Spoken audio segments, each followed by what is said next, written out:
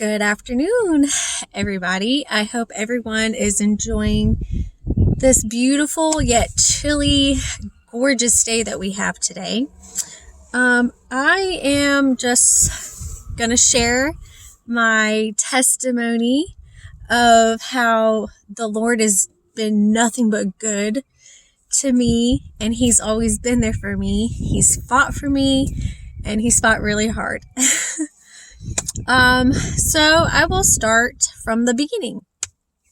While I was still in my mom's tummy, the doctors told her to abort me. They told her that my spine wasn't growing right, that I would never make it, and they told her I didn't stand a chance. So they told my mom and my dad that it would be best to just get rid of me, basically. My mom basically told them that they don't know what they're talking about, that the Lord blessed her with the baby, and they can just stick it where the sun don't shine. They have no say-so over me. And well and behold, here I am. My spine is attached to my body correctly. I'm living a beautiful, blessed life. Thank you, Jesus. I'm healthy as can be. So they were wrong, right? So that was the devil trying to get me, before I was even born. Move a little bit forward. As I was a kid, it came out to be that I had really bad dizzy spells to where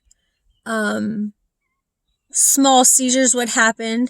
Then we didn't really know what it was. We just knew dizzy spells because my eyes would do weird things. Dizzy spells does run in my family. But they were really bad growing up.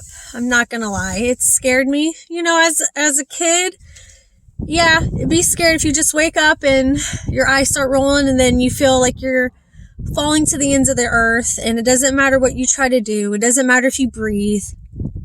It doesn't matter if you try to drink orange juice. It just kept happening, and it got worse and worse and worse. Excuse me, sorry. So, growing up, I went to the hospital. They did so many tests on me, tilt table test, sleep test, blood work, all that quote unquote fun stuff. They never knew what happened. They couldn't give my mom anything. It wasn't until we moved up here, when my dizzy spells started progressing, that they just said I am hypoglycemic, which is low blood sugar. They told me to make sure I have glucose tablets handy. I'm eating like I'm supposed to, making sure I have sweets, small sweets throughout the day, that sort of stuff. Well, I do remember, shortly before we moved up here, when we lived in Florida, I remember, one time I woke up and my dizzy spell was really bad. It was one of the worst that I can remember growing up around that time. And I just remember calling out to God and saying, God, please help me. Please help me. This is scary. I don't understand what's going on to me. Please help me. I need you, God. I need you. And I remember that night, the Lord came to me in a dream, and he told me, he said, Amanda, everything's going to be fine. Don't you worry. I know it is scary, but I am here with you. Don't be afraid. When it happens again, just imagine I'm with you on a roller coaster. And from that point on, it did help a little bit, to know that God was with me, the Lord was with me. It didn't take him away all the way. It did not. But that's okay. But he did help me. He told me not to be afraid. He was with me. So when I was younger, when it would happen, as scary as it was, I just would vision that the Lord and I were on this roller coaster, and that here soon, everything was going to be okay. And it was. Let's see, a few years ago, my dizzy spells, they progressively eased up. I didn't get them as often. They weren't as bad. It wasn't until my oldest son started to have dizzy spells. Thank God he didn't have them like I did. I would have been terrified. As a mom, you don't want to see your little babies go through things that you can't really help them with. But it wasn't until we took him to the doctor to get tested and everything that we found out that I have dizzy spells with vertigo, which, looking back on it and doing research on it, makes a lot of sense. Feeling like I'm gonna fall to the ends of the earth, not being able to get up, being weak after. So that makes a lot of sense now. But like I was saying, throughout the years, it's been better. It wasn't until almost 4 years ago, when I was having a bad dizzy spell, as an adult, with my kids in our home. I was terrified. I didn't know how I was going to handle it, because my oldest was saying, "Mommy, are you okay?" And I couldn't really talk. And I was just like, it's okay. Just go, da, da, da, da, da. Whatever I could say just to try to keep me calm, to keep him calm, do what you got to do. I just called out to God, and I was like, "God, please heal me of this. Like, I have kids here. I don't know what this can eventually lead to. I need your help. Just take it away. God, please just take it away. I can't, just take it away." And it was within 30 seconds, that dizzy spell went away. Went away completely. Thank you, Jesus. Ever since then, I haven't had dizzy spells like that. There was only 2 times where I had dizzy spells with minor, and I mean minor, vertigo. Just that unsettling feeling in your stomach. But it was minor. It wasn't anything big like how it used to be, where I couldn't help but freak out in a way, kind of hyperventilate, sweat, not being able to stand, that sort of stuff. It wasn't like that. Thank you, Jesus, for healing me of that. To this day, I will gratefully say that I am dizzy spell free. Thank you, Jesus. He's healed me from that, and I couldn't be more grateful. I am thankful to be a child of God, and that He looks after me. So, that's another thing that the Lord has done. Now I'm going to get to a tough part for me to talk about, but I feel as if this is a big thing to share in my life, in my testimony, because this is where the Lord really, really helped me and got to me, and I woke up, basically. So here it goes. All right. So shortly after I graduated high school in 2010, a ex of mine, we crossed paths again. He was my first love. He meant a lot to me. So we crossed paths. And when we did, I felt like it was just meant to be. It just like happened unexpectedly, and he was just like cooler than sliced bread and everything. So I thought, this was something for me to go for, to go towards. So I did. Shortly after we got together, I moved out of my parents' home. I moved in with him. I got a job where we were living. And shortly after that, that's when things started to change. He started to treat me different.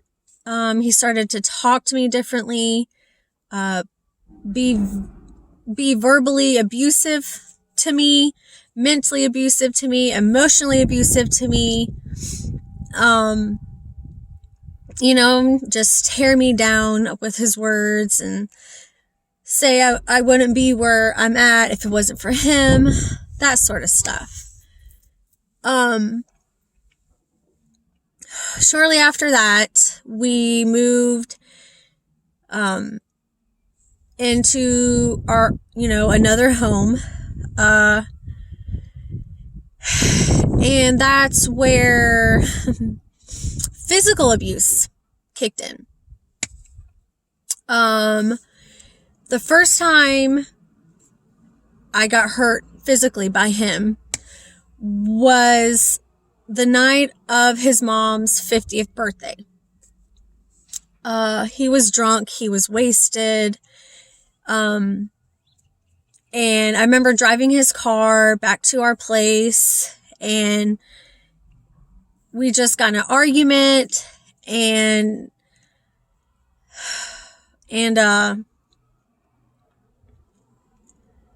I pulled over because I couldn't, drive. I was crying hysterically and everything else.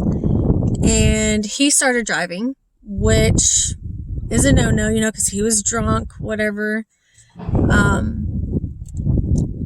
But to where we were, when we pulled in the driveway, our argument at that time got pretty intense. He's yelling at me, cussing at me, putting me down. And I'm just sitting there crying, asking why is he doing this to me? Why is, just why? And within the matter of a minute, it seemed like everything just happened. He started punching me, repetitively, hitting me over and over again. He, just kept going on and on and on. And I tried to open the door, but he locked the door and he kept hitting me. And at one point I just reached for the door and it opened, and I ran out into, where we were living. We had a roommate. And I come in and she sees me, bruised up, red, crying, just clearly in, in the need of something just happened, So she calls the ambulance because I was bruised up really bad. And the cops got called and everything else. At that point, they came and checked me out. They said I didn't have a concussion, just be careful. From him hitting me that time, he left a bump on my head. That's always going to be there now. Yeah, and when the cops came and took the report and everything, they asked me if I wanted to press charges. And me being me, I believed that there was still good in him. I told the officer, I said, this is not like him. It was just the alcohol. I thanked them for coming out and reaching out to me, but I didn't want to press charges. I wanted him to get the help that he needed. So they didn't press charges or anything like that.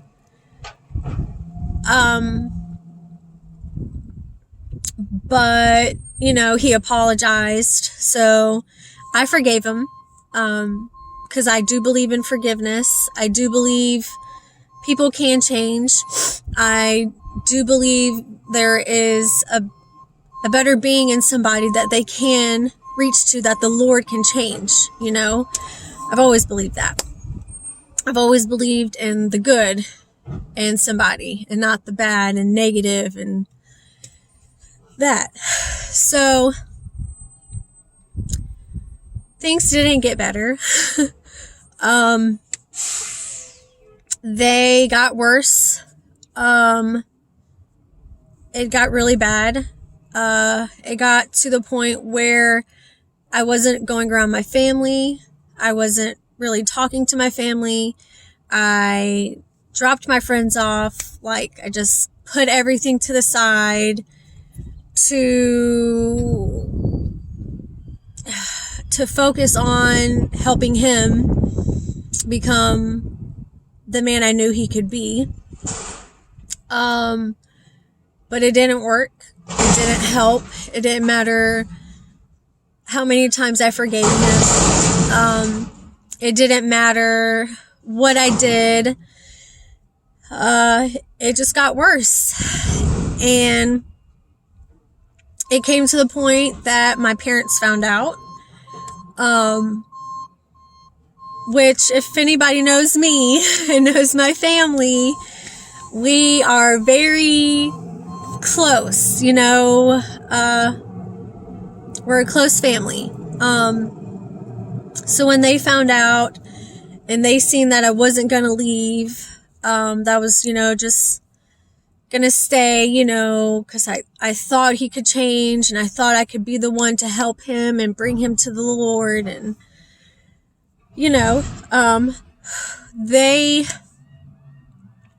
my mom, my dad, my older brother, my youngest brother, and my middle sister, they all came out to where we were living at the time.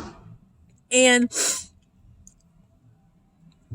they tried to open up my eyes to say, hey, he's not changing. Look at you. You're mentally, physically, emotionally, you're putting yourself in this position to be hurt. He's hurting you. This isn't love. I understand where you're coming from, but no, this is a position you shouldn't be in. And at that point, I lost a lot of weight. I wasn't really taking care of myself because in a domestic violent situation like that, your body goes through a lot, not just physically, but mentally, definitely a lot mentally, where you don't feel good enough, where you just feel scared to walk away, where you don't understand how you could live without this person, where you kind of blame yourself for what's going on, because after a certain while, it kind of brainwashes you, you put up with the abuse so long, it's kind of like what you're used to. So my parents were hurt about that. And to one point they told me, that they love me and that they're here for me. But they just can't see me go through that anymore because I was a completely different person. I was a very different person, but so I still stayed with him. And then we moved to another place, Still same area.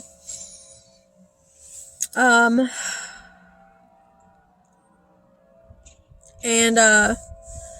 at that point, my middle sister, would come, just to see me. She would bring her friend, just to make sure I was okay, to be there for her big sissy. It was shortly after my sister stayed with us that the guy who I was with at the time, we got into a really bad argument because I came home from work several times and some of my stuff went missing. And I'd never really, deep down I knew what was going on, that he had somebody else there, that he was seeing somebody else. But when I would talk to him about it, he basically told me I was crazy. I didn't know what I was talking about. He's home all day. He wouldn't do that to me. He loved me. That sort of stuff. But it went on into night.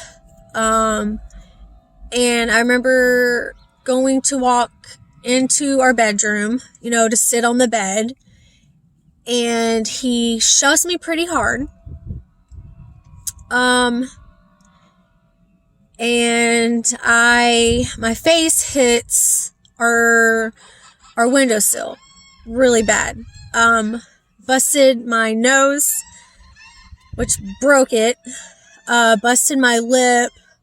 My chin was busted. Yeah, so that happened. And it was immediately after he seen what he did to my face, he apologized, and I forgave him. And I just told him that he couldn't do that anymore. Look what it's doing to me. I would tell him, if you cared or if you loved me, you wouldn't do this to me. And he would be like, oh, I do love you. I'll change. All that stuff. So I did forgive him. But it didn't stop. It didn't ease up any. It kept going and it got worse.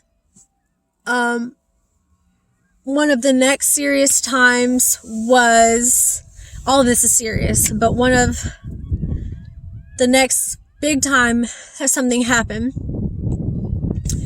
was we were just leaving his sister's place where she was staying with her boyfriend at the time. And we were arguing about something so small, something that happened, and I was talking to him, trying to understand why he did what he did, and he just started talking down to me, degrading me with his words, being rude, being cruel. And he just kept going on and on and on and on. And at that point, mentally I had enough. Emotionally, I had enough. I felt really drained. I couldn't do it anymore. So as we were driving, going in a neighborhood, I believe we were going 45 miles an hour, in the middle of him just going on and on and on with it, I jump out the car. Going 45 miles an hour. My right side was busted. I busted my elbow, busted my knee, my leg. And I was beat up pretty bad. No, I should not have done that. I should have left, but I loved him, and I seen that he could be a good man and he could be a good person. I seen that in him, and I wanted to be that one who brought it out of him. if that in a way makes sense. And I was blinded and confused and kind of wrapped up all in this stuff. So he took me back to his sister's, and I think that was the second time that she seen what was going on. And she helped me rinse off, bandage up, that sort of stuff. And she told me then to leave, that's not safe, that it was going to be okay, but to get out. And I didn't say anything back. I just, in my mind, was like, you don't know what you're talking about. Everything's going to be okay. You're going to see he's going to change. He loves me, etc., etc. The first time that they seen it was when he busted my nose. My nose was broken, and when I had a busted lip, my face was beat up pretty bad from when he shoved me into the windowsill. That's what his mom seen for the first time as well. Him and I, we lied and said something else happened. But they were smarter than that, so they knew, but they didn't say anything then because they didn't really know what to say because that was their son. Whatever the case may be for that. So after we left his sister's, after I got bandaged up, took a shower, all that other stuff, it didn't stop. I forgave him. I loved him harder. I don't really know why. I felt like I couldn't lose him, or else I would lose myself. And I didn't want him to hurt somebody else like he was hurting me. I felt as if I didn't want to see somebody else love him, and I didn't want to see somebody else go through what I went through. So I felt like I should stay because A, I love him. B, he's going to change. I know he can. I see this amazing, wonderful man inside of him, and I want to bring him to the Lord, right? And I feel like if anybody's going to be hurt, I'm already doing it, so I stayed. Well, we move again. And this was the last place we lived together in. But the violence didn't stop. The verbal abuse didn't stop. The mental abuse, emotional abuse, physical abuse, nothing stopped. It just increased and was more sporadic. And one of the last times he put his hands on me, I got off work and I was coming inside, and he was just glued on his video games, and the house was a mess, and our dog at the time was tearing things up, and he was being lazy, and I had enough, and I was like, are you gonna do something? Why wasn't nothing done? The dishes still need to be done. Why is your game more important? Our dog needs to be taken out. He needs to be fed. Do you see what he did? That sort of stuff. I was getting fed up with how he was and the things he did and him taking advantage and everything else. So, needless to say, that turned into a big argument. And he just got verbally abusive. And he just, at one point in the argument, he just ignored me and ignored what, like, he blocked me out basically and paid attention to his game, and he kept going. And he had that attitude like, I don't care what you say, it's not important, whatever, da da da da da. So in the heat of the moment, I went to grab one thing that was on a stand in our living room, and I went to break it on the floor, not by him, not in front of him, not break it on his head or anything like that. I went to break it on the floor to say, hey, pay attention to me, because me talking wasn't working, me crying wasn't working, so I went to break it to try to get him to pay attention, to talk, to like eye contact. Well, that wasn't a good idea. That wasn't a good idea at all.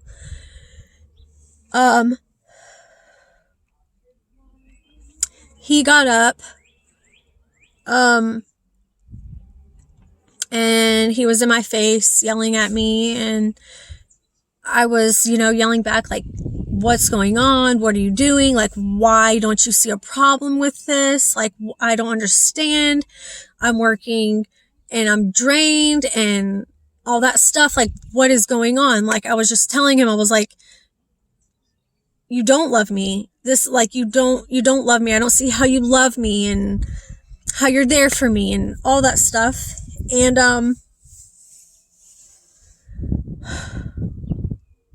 so he got me on the ground in our living room. And, I just remember how his face looked that day or that night.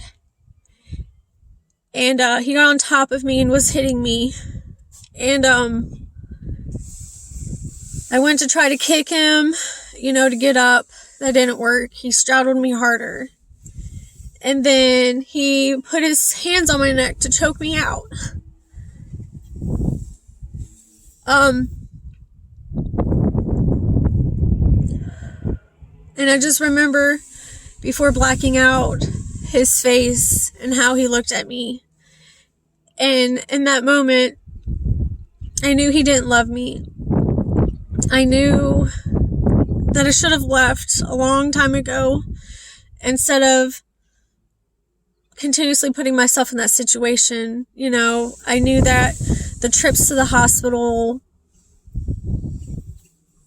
things weren't going to get better. All the violence wasn't going to get better. All the abuse, it wasn't going to get better. All the hurt and everything he did to me, it wasn't going to get better. I knew in that moment that me putting up with it for that long and everything he did to me, it wasn't going to stop. So after him holding my neck for so long, I blacked out. And I thought I died, honestly.